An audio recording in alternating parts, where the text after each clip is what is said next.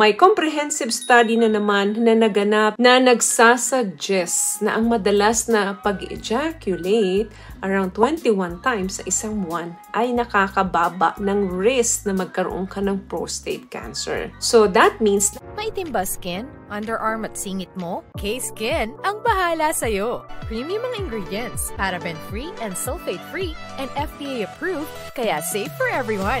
With K-Skin, ibalik ang alindog mo. Huwag nang magpahuli. Hi guys! Welcome back to our channel. Kamusta po kayong lahat? Sana ay nasa mabuti po kayo. At sa mga hindi po nakakakilala sa akin, my name is Cheryl Ting. At kung bago lang po kayo sa channel na to, pwede po bang makahingi ng isang favor to please consider to subscribe dito sa ating channel. And also, huwag niyo na rin po sanang kalimutan i-like and i-follow ang ating Facebook page official and also ang ating TikTok account, Cheryl Ting.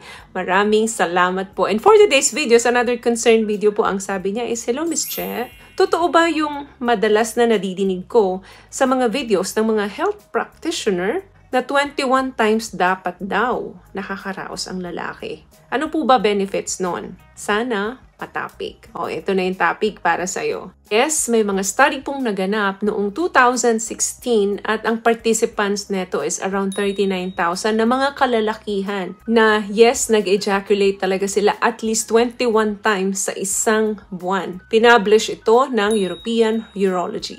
Pero, syempre, nakadepende pa rin yan sa isang lalaki. Kasi, kung ano yung sa tingin mong tama sa'yo, syempre, yun lang yung gagawin mo. Hindi naman nakaset in stone yung number 21 na yan. Kasi, 21 times na ejaculation is not easy. Especially dun sa mga nagkakaedad na. Siguro, edad 40 pababa, kayang-kaya yan. Pero kung paano, 50 years old pataas ka na. Or 60s, 70s na. Siyempre, mag-iiba na rin ang energy ng lalaki kapag ka nasa ganong mga edad na siya. Doon naman sa tanong mo kung ano yung benefits nito kapag nakaka-21 times ka sa isang buwan na mag-ejaculate, ito yun. May comprehensive study na naman na naganap noong 2016. Around 32,000 na mga kalalakihan ang nakipag-participate dito na nagsasuggest na ang madalas na pag-ejaculate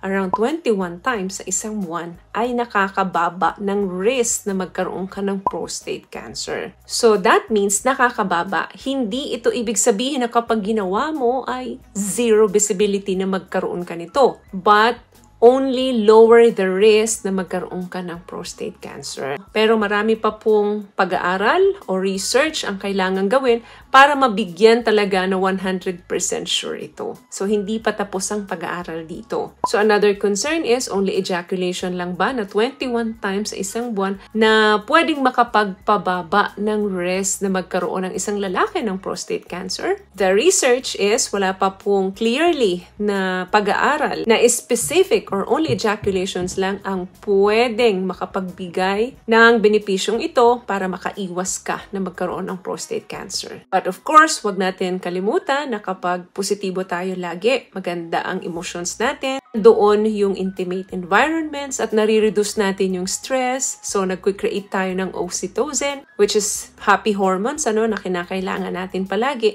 Yan po ay dumadagdag din para makabawas ng risk ng kahit na anong sakit. Kasama na dyan ang prostate cancer. What I love about this product, itong No More Dark Secret ng K-Skin, bukod sa may advanced whitening na siya na kung saan pwede niyang matulungan na pumuti yung mga singit-singit mo, moisturizing, meron siyang anti-irritation, antibacterial, maintain healthy pH level. Hindi lang pambabae, meron din po tayong pang-lalaki. Mga oxytocin na yan, dopamine, hormones, yan po ang mga kinakailangan natin lagi para lalo tayong maging positibo sa buhay, maging maganda yung pang-araw-araw natin na buhay. Para mas mag-increase pa yung motivation natin, feel happy and productive.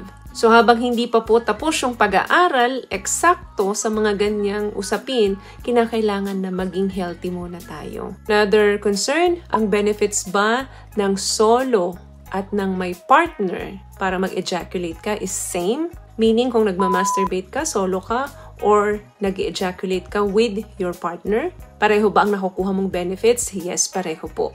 Number 1, parehong tumutulong ito para makapagbigay ng better sleep sa atin. Nag-i-improve din ang sperm quality. nabuboost din ang ating immune system and also reduce your risk of death from heart disease. So, ang bottom line ng video natin, kung hindi ka sure whether to ejaculate more or less, listen to your body. Pakinggan mo kung ano yung sinasabi ng katawan mo. Kasi yung pwedeng 21 times sa loob ng isang buwan ay hindi mo namang kaya or pwede namang sumobra ka dyan. So, do what feels more natural para sa'yo. Mag-pay attention ka after mo magpalabas, after an hour or days, kung ano ba yung tingin mong sasakto sa'yo. At kung sa tingin mong sobrang ginagawa mo, mag-adjust ka. At kung sa tingin mo namang kulang, then magdagdag ka. Mararamdaman mo naman kasi yan. At doon naman sa mga nagsasarili or doon sa may mga partner, pakaramdaman mo rin kung ano ba yung mas maganda sa'yo, kung nagsasarili ka ba or kung yung may partner ka.